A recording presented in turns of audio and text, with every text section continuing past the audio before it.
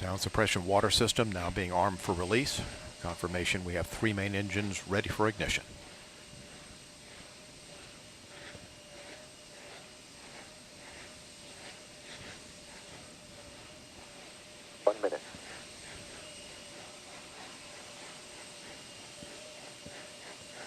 Space shuttle now on internal power.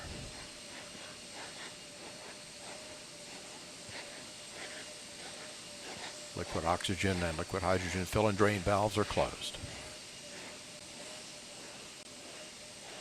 Solid rocket booster flight data recorders are activated.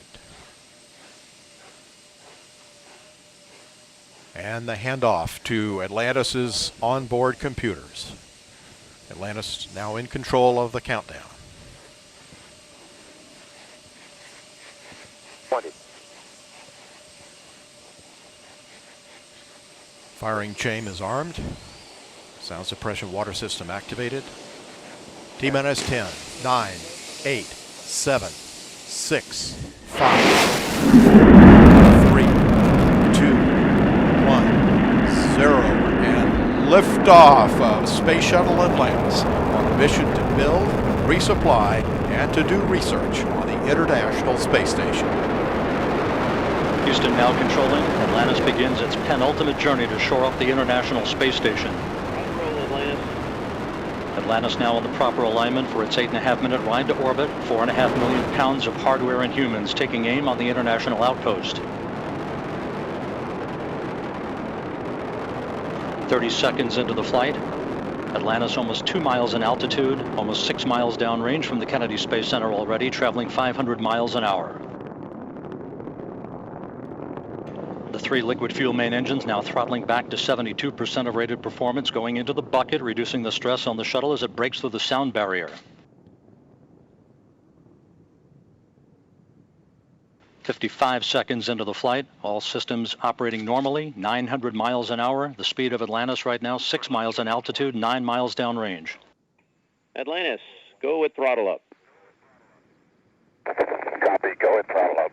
The throttle up call acknowledged by Commander Charlie Hobaugh, joined on the flight deck by pilot Butch Wilmore, flight engineer Randy Bresnick and Leland Melvin. Seated down on the middeck are Mike Foreman and Bobby Satcher, kicking off their work week with a Monday commute to orbit. 1 minute, 30 seconds into the flight. Atlantis 13 miles in altitude, 15 miles downrange, traveling almost 2,000 miles an hour.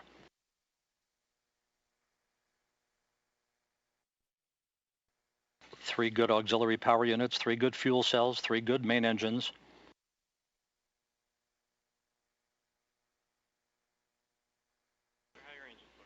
One minute, 50 seconds into the flight. 10 seconds away from solid rocket booster separation.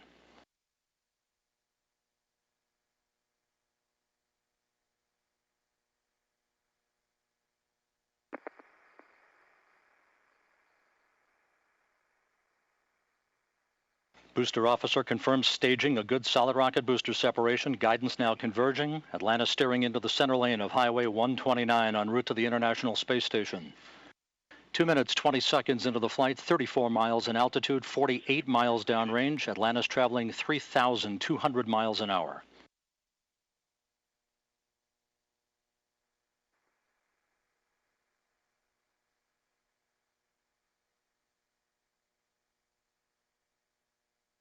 The propulsion officer in mission control reports that the orbital maneuvering system engines have ignited. Atlantis kicking on the afterburners. Copy, 2 engine down. Atlantis flying on the singular power of its 3 liquid fuel main engines, draining about 0.5 ton of fuel per second from the large fuel tank. Coming up on the 3-minute mark into the flight, Atlantis 46 miles in altitude, 81 miles downrange, traveling almost 4,000 miles an hour. Atlantis speeding straight as an arrow toward its date with the International Space Station Wednesday morning.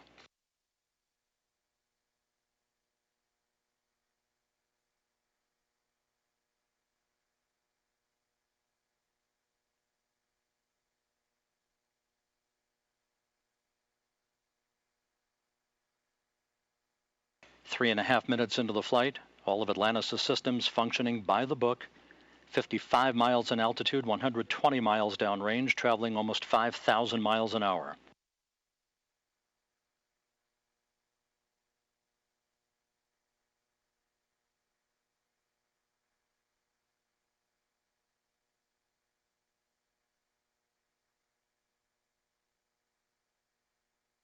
Atlantis, negative return.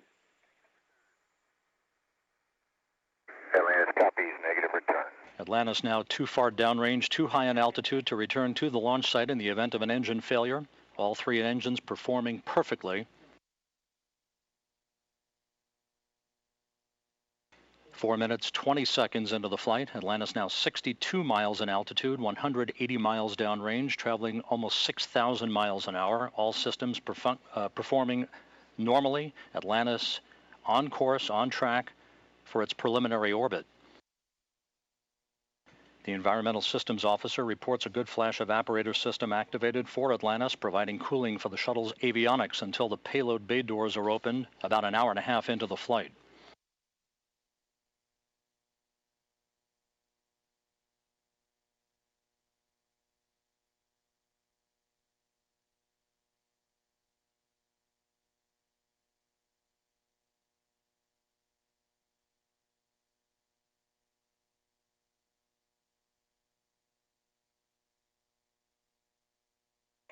Atlantis, press to ATO. Copy, press to ATO. That call up from Capcom Chris Ferguson indicating that Atlantis can now make minimal orbital altitude targets in the event of an engine failure. However, all three engines continue to perform normally, as do the auxiliary power units and the three power-producing fuel cells. 5.5 minutes into the flight, Atlantis now 67 miles in altitude, 312 miles downrange, traveling almost 8,000 miles an hour. Frankfurt, single engine, ops 3.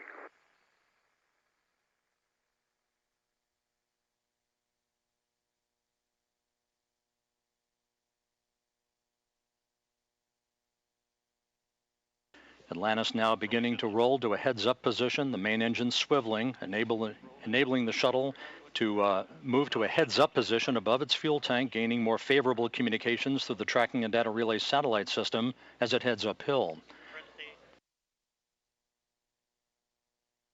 Atlantis, press to MECO, single engine Zaragoza 104. Press to MECO, single engine Zaragoza 104. That call from Capcom Chris Ferguson to Commander Charlie Hobaugh indicating that Atlantis can make normal orbital cutoff targets in the event of an engine failure. Go for the pitch. Okay, nominal shutdown, go for plus X, go for the pitch.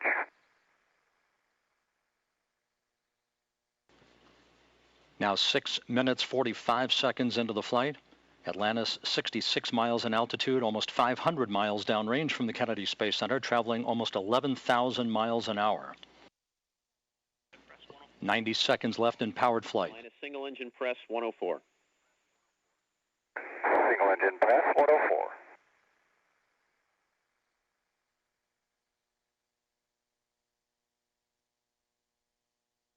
Coming up on the 7.5 minute mark into the flight, the main engines will once again be throttled down to limit the stress on the shuttle and its 6 crew members to that of 3 times the effect of gravity. Atlantis approaching a speed of more than 4 miles a second. At the time of main engine cutoff, a minute from now, Atlantis will enter its preliminary orbit at a speed of 5 miles a second.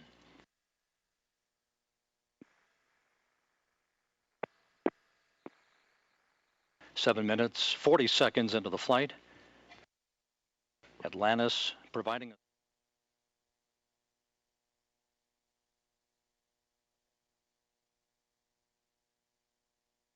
8 minutes, 10 seconds into the flight.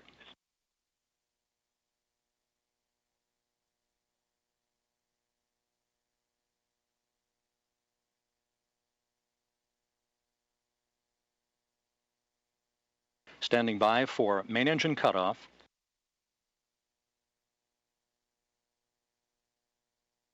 Main engine cutoff confirmed by the booster officer, standing by for external tank separation.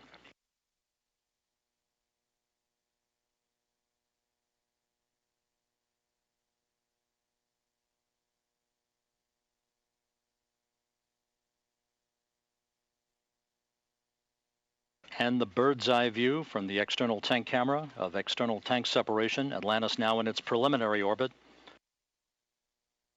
Commander Charlie Hobaugh will now maneuver Atlantis so that cameras embedded in the shuttle's umbilical well can perform photography of the discarded external fuel tank. And Mike Foreman and Leland Melvin are about to use digital still and video cameras to capture handheld imagery of the tank for downlink a few hours from now.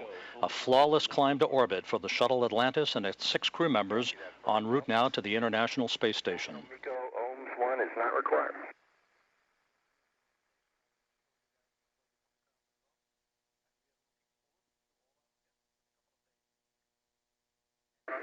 Fergie, we'll meet you in the post ohms 1.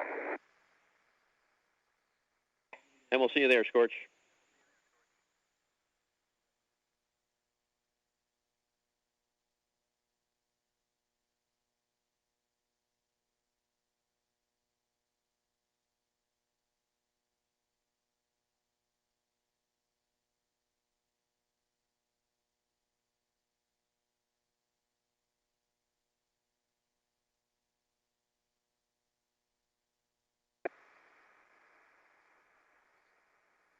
Hey, Fergie, for Tom.